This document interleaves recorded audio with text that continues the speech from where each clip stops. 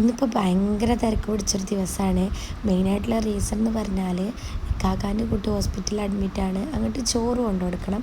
അതേപോലെ തന്നെ ഉമ്മാനം കൊണ്ട് ഹോസ്പിറ്റലും പോകണം കേട്ടോ. അപ്പോൾ രാവിലെ തുടങ്ങിക്കണു ഓരോ പണികളൊക്കെ കഴിഞ്ഞ് ഫുഡും പാത്രത്തിലാക്കി ഉപ്പാടെ കൂടെ ഓട്ടോയിൽ പോവുകയാണ്. അങ്ങനെ പോണ വഴിക്ക് ചായയൊക്കെ കുടിച്ച് തിരിച്ചു വന്നു കേട്ടോ. ഹോസ്പിറ്റലിൽ പോയതും അവിടെ നിന്നുള്ള വീഡിയോസൊന്നും എടുത്തിട്ടുണ്ടായിരുന്നില്ല.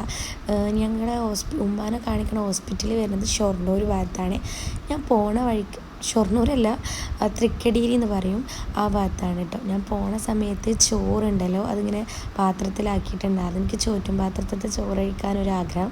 അപ്പോൾ അങ്ങനെ ആക്കി വെച്ചതാണ്. മുട്ട പൊരിച്ചതും ഉപ്പേരിയും ചമ്മന്തിയൊക്കെ പാടെ അങ്ങനെ അതും കൂടെ അങ്ങനെ സെറ്റാക്കിയിട്ടുണ്ടായിരുന്നു. അതിന് ശേഷം പിന്നെ ഒരു പുസ്തകം എടുത്തിട്ട് അത് വായിക്കാനുള്ള പരിപാടികളാണ് കേട്ടോ. എനിക്ക് ഭയങ്കര ഇഷ്ടമാണ് ഈ വായിക്കണത്. അതിന് ശേഷം പിന്നെ ഇമ്മാനെ വിളിക്കാൻ പോയി. എൻ്റെ അമ്മ ഒരു ദിവസം ഇങ്ങനെ നിൽക്കാൻ വരാൻ പറഞ്ഞിട്ടുണ്ടായിരുന്നു.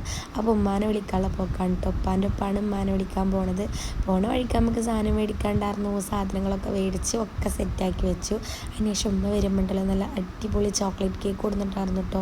സംഭവം അടിപൊളിയാണ്. എൻ്റെ അമ്മ ഉണ്ടാക്കണോണ്ട് പറയില്ല, എനിക്ക് ഭയങ്കര ഇഷ്ടമാണ്.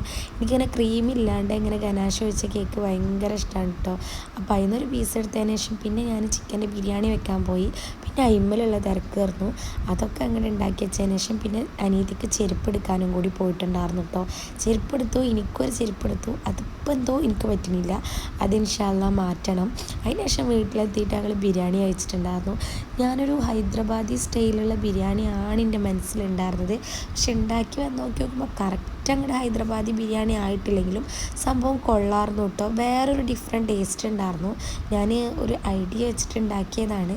അങ്ങനെ ഫുഡൊക്കെ കഴിച്ചു. പിന്നെ റൂമിൽ പോയി ഉറക്കമായിരുന്നു. അപ്പോൾ അന്നത്തെ വീഡിയോ ഇത്രയേ ഉള്ളൂ. നിങ്ങൾക്ക് ഇഷ്ടമാണെങ്കിൽ എന്തായാലും കമൻറ്റ് ചെയ്യുക. പിന്നെ കാണാം. ബായ്.